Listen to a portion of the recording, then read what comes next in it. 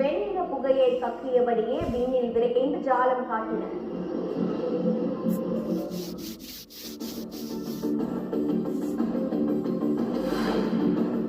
பல்வேறு ஊர்களில் பொது இடங்களை தூய்மைப்படுத்தும் பணியில் ஈடுபட்ட மத்திய அமைச்சர்கள்.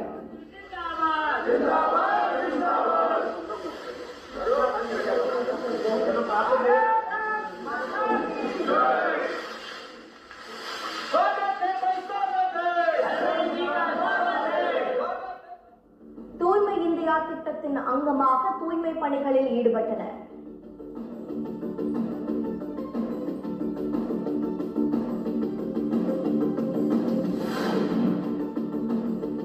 அசாம் ஜோர்காட் விமானப்படை தளத்தில் விபத்திற்குள்ளான இந்திய விமானப்படையின் போக்குவரத்து விமானம் தரையிறங்கிய போது கீழே விழுந்து நொறுங்கி தீப்பற்றி எரிந்தது.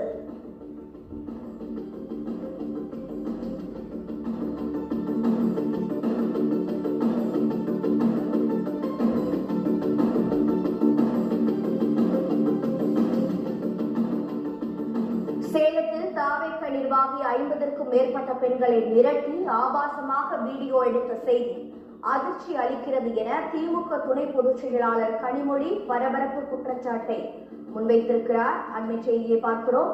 பொள்ளாச்சி சம்பவத்தை அதிமுக அரசு மூடி மறைக்க முயன்றதை போல சேலத்தில் குற்றவாளிகளை காப்பாற்ற முயலக்கூடாது என்றும் தெரிவித்திருக்கிறார்.